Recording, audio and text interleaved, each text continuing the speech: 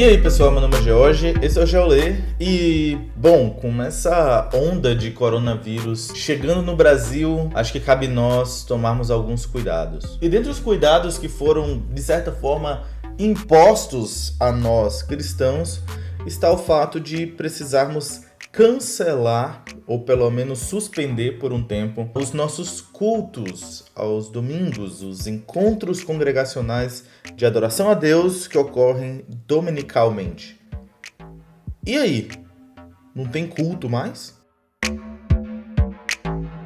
Olha, pessoal, eu sei que tem muita gente que questiona as notícias a respeito do coronavírus. Eu sei que tem muita gente que duvida de que seja tão sério assim, ou que a gente realmente precisa ficar preocupado dessa forma. Mas é melhor a gente errar no excesso de cuidado para com outras pessoas que são mais frágeis, que podem sofrer muito com essa doença, do que a gente errar em banalizar a coisa ou achar que de nada vale e depois precisarmos sofrer com a morte de nossos queridos. Sobre isso, inclusive tem um texto do Alain René que saiu no Coalizão pelo Evangelho. Não sejamos tolamente piedosos. Eu vou deixar o link aqui na descrição, porque justamente esse é um ponto que muita gente questiona, né? Será que os cristãos deveriam fechar as suas atividades por causa disso? Não seria muito melhor a gente fortalecer esses nossos encontros? E ele argumenta que não e explica o porquê. E um outro texto, que não é de autoria dele, mas ele traduziu do Scott Clark, se não me engano, também fala sobre essa questão ali no contexto americano. Também vou deixar na descrição. Se você tem dúvidas se,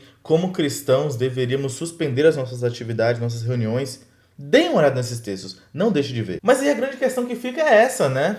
Se não há o culto dominical ali reunido com os crentes, o que a gente faz, né? Muita gente tem feito transmissão online dos seus cultos, então de alguma forma grava ali uma mensagem, né? Eu já vi pastores fazendo gravação de todo o culto, ele conduzindo o culto ali, tocando música, lendo texto, pregando, e os irmãos apenas acompanhando de suas casas. Existem algumas formas, não vou entrar no mérito de quão legítimo é isso, mas eu tenho que adiantar que, primeiramente, a ideia de culto online é uma questão complicada. Culto nunca foi para ser algo online. Culto é reunião das pessoas, do povo congregado, convocado para adoração a Deus. A convocação não é para apenas ouvir, mas é para estar presente junto com os outros, né, em comunhão. Então, online não é a mesma coisa, não funciona da mesma forma. Enfim, mas eu não quero entrar nos critérios de cada igreja, de cada pastor. Não é isso que eu quero falar aqui. Mas o que eu quero falar é que existe outras formas de culto que podem, e na verdade, ainda mais devem ser executadas durante esse período de quarentena, esse período de evitar sair de casa, de não haver as reuniões em culto público. E principalmente eu me refiro ao culto doméstico. Culto doméstico que inclusive sempre deve existir, mas ganha um caráter de ainda maior importância nesse período. Eu queria ler um texto aqui do Marcos Nath. Marcos Nath, ele é um ilustrador, um estudante da Palavra de Deus, um estudante em teologia, e ele é muito bom, eu recomendo você ver. Trata-se da página Brother Bíblia Arte, e ele publicou o seguinte texto, acho que foi hoje ou foi ontem, não lembro. Ele diz assim: Homem evangélico, sabes conduzir um culto doméstico? Homem evangélico, você está preocupado em estocar alimento. Você sabe conduzir um culto doméstico? Homem evangélico, que não falta álcool em gel à entrada da casa, sabe conduzir um culto doméstico? Homem evangélico que está lendo, ouvindo atenciosamente tudo sobre pandemia, sabe conduzir um culto doméstico? Maridos e pais, o momento levanta a interrogação: sabes conduzir um culto doméstico? Você conduz bem a família quanto ao princípio de lavar as mãos, usar álcool em gel, mas já fez o mesmo quanto a oferecer a eles o ensino das Escrituras? Você lê, assiste noticiários e se interessa em saber tudo sobre a doença, mas está se interessando em ler e aprender das Escrituras para caminhar junto aos seus?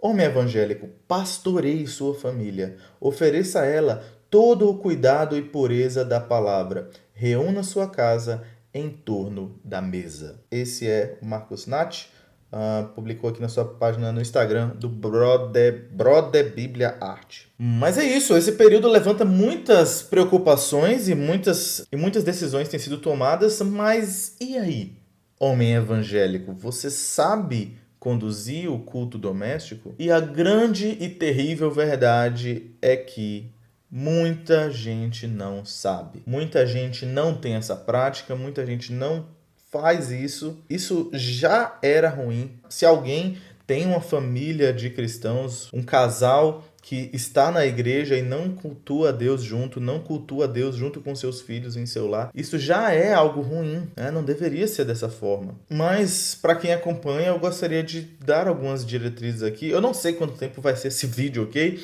Eu estou falando tudo o que eu acredito ser importante. Não vou muito me preocupar com o tempo, mas eu espero ajudar vocês, certo? Eu sou da Igreja Presbiteriana em Vitória da Conquista, que é um IPB, né? E usando o nosso manual presbiteriano aqui, que contém os nossos princípios de liturgia, que são estabelecidos para a Igreja Presbiteriana do Brasil, eu queria ler aqui Princípio de Liturgia, capítulo de número 4. Você que é presbiteriano vai ver quão importante a Igreja Presbiteriana trata a questão.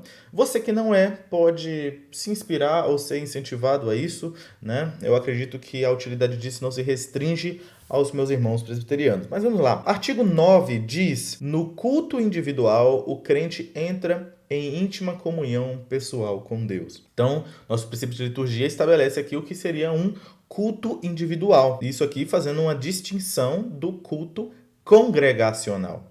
Então, culto congregacional é uma coisa específica que envolve todo o povo de Deus, portas abertas, templo, pastor, liderança da igreja, enfim, ministração dos sacramentos. Isso é o culto congregacional. O culto individual é a comunhão pessoal do cristão para com Deus, entrar em comunhão com Deus. E aí o artigo de número 10 lida com o culto doméstico. Então, o princípio de liturgia traz essa distinção, que provavelmente você já ouviu, mas se não, existe essa distinção do culto congregacional, o culto doméstico e o culto individual. E quanto ao culto doméstico, ele diz: culto doméstico é o ato pelo qual os membros de uma família crente, né, ele especifica, se reúnem diariamente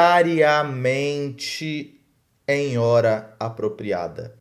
Eu não vou comentar ponto a ponto aqui, mas os nossos princípios de liturgia já diziam, antes do coronavírus, da importância da reunião diária em uma hora apropriada. O artigo ainda diz mais, mas depois eu volto lá. Mas a grande questão é que o culto doméstico é algo importante. E você precisa ter o culto doméstico em sua casa. Eu gosto muito do exemplo do Wood Balcom, nesse livro Família Guiada pela Fé, da editora Monergismo, onde na educação dos filhos ele fala da importância da família ter uma tradição. Dentre várias tradições, tem gente que tem tradição de comer certo tipo de comida em algumas épocas, tem gente que tem tradição de viajar todo ano para certos lugares, enfim.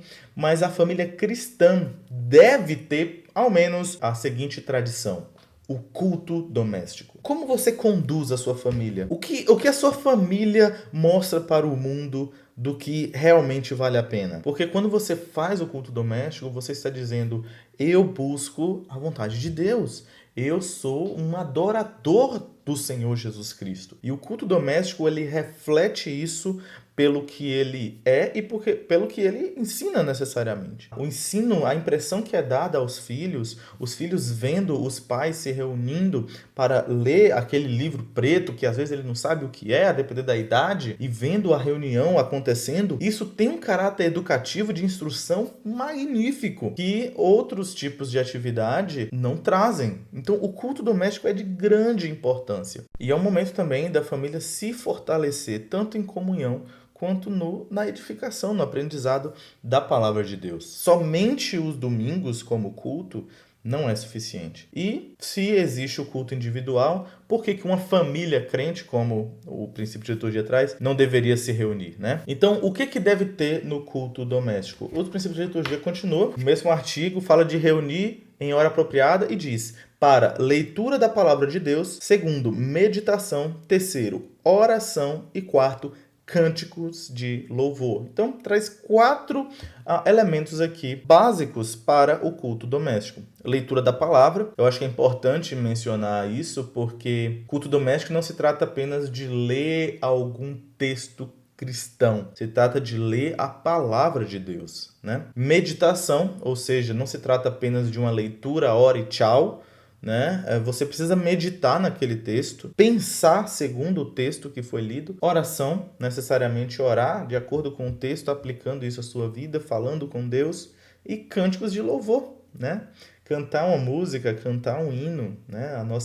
A igreja presbiteriana tem um inário, né, que a gente costumeiramente usa em nossos cultos. Outras igrejas também têm alguns outros inários que vale a menção. O que eu tenho procurado fazer junto com o Ritinho, né? A gente tem uma certa luta quanto ao culto doméstico, no sentido de como a gente colocar em prática, né? Acho que principalmente aquela parte da hora apropriada, a gente tinha muita dificuldade. Às vezes pela manhã, às vezes pela noite. Durante o período em São Paulo, isso foi bem difícil, por causa da minha rotina lá, que não era muito bem segura, né? Não estou querendo justificar, mas eu quero dizer que eu também enfrento dificuldades, ok? Não estou aqui como alguém perfeito que sabe tudo e que vai dizer para você o que você deve fazer. Não, eu sou alguém que também luta com a dificuldade de estabelecer a rotina do culto doméstico, mas que tem procurado fazer. E eu espero que seja de incentivo para você. O que eu e Ritinha temos procurado fazer aqui na Bahia, depois que nós retornamos, com a rotina um pouco mais segura da gente estabelecer, né? Mas a gente tem procurado acordar cedo e estamos usando esse auxílio do Tim Keller. Não sei se eu deveria falar que é do Tim Keller. Do Tim Keller. Tim Keller é muito bom, né? Devocionário aqui publicado por Edições Vida Nova. O título é A Sabedoria de Deus. Esse livro aqui é um segundo devocionário publicado pela Vida Nova, do Tim Keller, porque tem um outro chamado Cânticos de Jesus. Eu não estou com ele aqui, mas a Sabedoria de Deus é um devocionário que lida com o livro de Provérbios, principalmente, também com Jó e Eclesiastes. E em cada página, esse é o legal desse livro, ele traz uma leitura bíblica, uma meditação, então é um pequeno texto, uma meditação no texto e uma oração. Se a pessoa seguir exatamente o que está aqui, de acordo com o princípio de liturgia, ela já tem quase tudo, só falta a parte dos cânticos, né? Mas então o que a gente faz? A gente faz a leitura daqui, às vezes eu faço a leitura do texto e da meditação e passo para a Ritinha ler a oração, né? Então é uma das formas que a gente faz. Abriu o sol aqui de um jeito, não está atrapalhando não. E nós temos também meditado no Salmo 150, né? O Salmo 150 não é um salmo grande, mas a gente tem pensado em versículo após versículo, retomando ele, tentando memorizar e finalizando o Salmo 150, pretendemos usar outros textos também. Então, existe uma certa liberdade no culto doméstico para escolher os textos de acordo com o que a família acha melhor, né? E para a parte da meditação, a gente tem tomado como auxílio a Bíblia de Estudo NVT, né? Essa aqui, linda essa Bíblia, né? Tem meu nome, velho. Carinho da Mundo Cristão. Obrigado, Mundo Cristão. Mas então, a Bíblia de Estudo NVT, porque ela nos dá apontamentos mais precisamente dedicados à parte exegética, né? Dos termos, de por que aquela palavra está ali. E para o nosso estudo isso tem sido mais proveitoso. Outras Bíblias de estudo podem ajudar também, né? Existe a Bíblia de Genebra, a Bíblia de Estudo Nova Almeida Atualizada, existe a Bíblia de Estudo King James, enfim, que nos servem de auxílio para o momento da meditação. A gente também tem um momento de cânticos, né? Eu estou aprendendo a tocar violão e eu tenho o meu inário todo em cifra. A Rita também está tocando teclado, então às vezes ela toca também um hino no teclado. A gente vai revezando, acaba sendo uma forma de colocar em prática também o aprendizado dos instrumentos, e a gente sempre ora, né, compartilhando ali alguns pedidos. Ainda que sejamos um casal que mora junto, né, convém a gente compartilhar pedidos, porque às vezes ela ouve de alguém que passou certa dificuldade, ou eu tive contato com outra pessoa. Não se trata de expor segredos, mas se trata de compartilhar, às vezes, de dificuldades que a outra pessoa ainda não sabe, e a gente ora junto. Isso tem levado mais ou menos uns 40 minutos. Um pouco menos, 35 a 40 minutos. Você precisa fazer exatamente assim? É claro que não, né? A gente tem esse roteiro de usar o Tim Keller, ler o Salmo 150, meditando sobre ele, levantando perguntas, consultando a NVT, compartilhando motivos de oração e cantando um hino, mas você pode fazer de acordo com o que for melhor para você, mas contanto que você tenha o seu culto doméstico. Certo? Mas fica aí um exemplo para você, tá? E se você quer, de fato, você considera importante aprender mais sobre culto doméstico, existe 2 livretos. Não vou nem chamar de livro porque é tão pequenininho. Vou chamar de livreto, acho que posso. Deixa eu só conferir aqui, porque tem tanto tempo que eu vi isso que eu nem sei como é que tá. Ok, achei aqui. Eu gostaria de recomendar o livro Redescobrindo o Tesouro Perdido do Culto Familiar. É um livro de Jerry Marcelino, da editora Fiel, e está disponível gratuitamente no site do Ministério Fiel, e o link está na descrição. Você não tem desculpa para não saber sobre culto doméstico, você pode aprender, ok? Mas é isso, o que você pode fazer no culto doméstico? Você pode reunir sua família, ver um horário melhor para vocês, que seja de manhã, ou à tarde, ou à noite, né? Após o café da manhã, após a refeição ou antes da refeição é sempre interessante, porque a refeição geralmente é um momento que as pessoas já costumeiramente se reúnem, né? Então, tendo esse momento, é bom ter um texto bíblico para você ler e meditar a respeito desse texto. Você ter um cântico ou um hino que seja fácil de cantar. Se não tiver alguém que toque um instrumento, não tem problema. Cantem, né, com suas vozes, cantem louvores a Deus, cantem a capela mesmo. Deus se agrada, sim, dos cânticos, se forem cantados com alegria e com sinceridade, e tenha um momento de oração. A recomendação de tempo varia. Alguns falam de 20 minutos é um tempo bom, outros já falam de até uns 30 minutos, né? Sobre tempo, né? Tem um livro do Joel Bick, Adoração no Lar, se não me engano, também da editora Fiel, onde ele fala que questão de uns 20 minutos ali do culto doméstico diário já é algo muito bom. Mas acontece que eu estou falando de culto doméstico rotineiro, né? Do que deveria ocorrer todos os dias. Pensando especialmente no domingo, dia do Senhor, um dia separado para adoração, convém que haja um culto um pouco mais preparado, né? Um pouco mais dedicado, não que o outro não seja, mas que esse tenha um caráter especial, considerando a falta ou a ausência do culto congregacional. Mas aí é preferível que cada igreja considere a sua forma de melhor lidar com isso. Então eu recomendo que você procure o seu pastor para saber qual a melhor forma de conduzir a sua família, de conduzir a sua casa durante esse período para a devoção a Deus. Eu acho que o que fica desse vídeo é que o fato da igreja não estar reunindo seus membros aos domingos não significa que a igreja não estará reunida como família, né? Ou individualmente em suas casas como famílias. Mas e aí, o que você acha? Deixa aqui, por favor, um comentário neste vídeo. Se você ainda tem alguma dúvida, se tem algo melhor que eu possa fazer. Eu procurei fazer um pequeno roteirinho aqui de algumas coisas que eu gostaria de levantar, que eu considero importante. Eu espero que tenha ajudado, mas se você acha que não ajudou tanto, ajudou um pouco e você tem alguma dúvida específica, deixa aqui embaixo na descrição e em uma outra ocasião, se possível, eu espero ajudar vocês. Nós estamos passando uma situação difícil em nosso país. A gente precisa estar muito bem preparado e na nossa preparação para o crescimento espiritual, certamente precisamos também. Oremos pelo nosso país, pela nossa saúde e pelo nosso crescimento espiritual. Aproveite esse período que você está sem aula, está sem trabalhar ou alguma questão, ocupação sua que foi cancelada. Aproveite a quarentena para crescer espiritualmente. Que Deus te abençoe e até uma próxima.